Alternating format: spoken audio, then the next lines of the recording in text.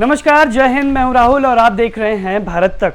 आज इस वीडियो में हम बात करेंगे भारत और नेपाल की दोस्ती की, क्योंकि भारत ने अपने दोस्त नेपाल को एक बहुत बड़ा तोहफा दिया है।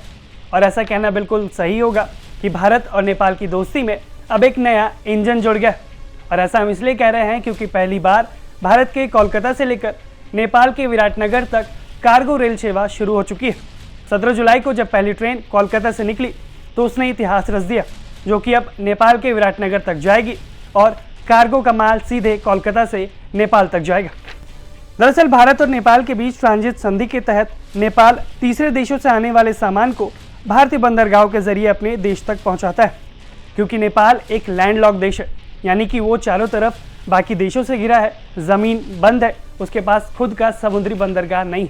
ऐसे में उसे कोई सामान बाहर से मंगवाना होता है तो वो भारत के बंदरगाहों पर निर्भर करता है।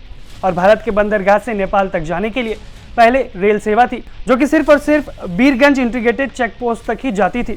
लेकिन अब इसका विस्तारीकरण करते हुए रेल सेवा को सीधे विराटनगर तक ले जाया जा रहा है।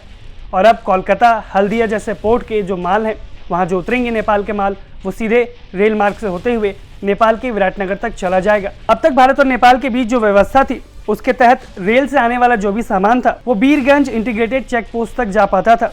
उसके बाद वहां उसे ट्रेन से उतारकर ट्रकों में लादा जाता था और फिर ट्रकों की मदद से उसे नेपाल के दूसरे शहरों में भेजा जाता था। और ये प्रक्रिया काफ़ी समय लगती थी और लॉजिस्टिक्स की लागत भी बहुत ज़्यादा इसमें बढ़ जाती थी। लेकिन अब इसकी तस्वीर बदल रही है। भारत ने अपने नियमों में बदलाव करते हुए कोलकाता से सीधे विराटनगर की रेल जर्नी शुरू कर दी है, जिसमें कार्गो सेवा अब मिल पाएगी नेपाल को।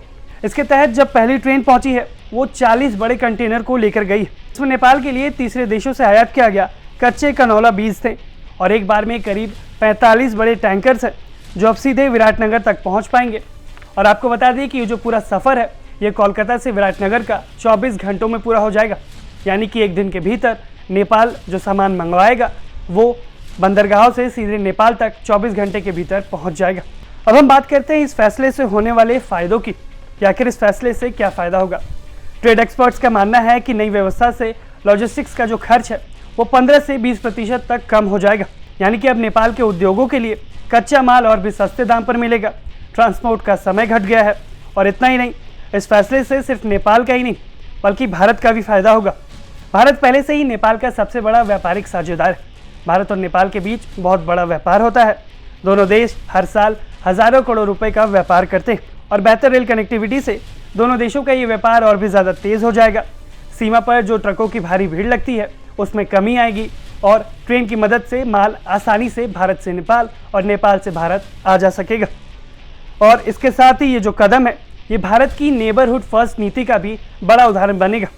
आपको बता दें कि भारत लगातार अपनी नेबरहुड फर्स्ट नीति के तहत अपने पड़ोसी देशों के यहाँ सड़क, रेल, बिजली जैसे बेसिक कनेक्टिविटी की जो संसाधन है उसको डेवलप कर रहा है, ताकि दोनों देशों का साथ बेहतर हो सके। कुल मिलाकर देखा जाए तो भारत और नेपाल के बीच शुरू हुई ये रेल सेवा सिर्फ एक मालगाड़ी की शुरुआत नहीं है, बल्कि ये भारत और नेपाल के उस भरोसे की कहानी है जो कि सालों से चलती आ रही है।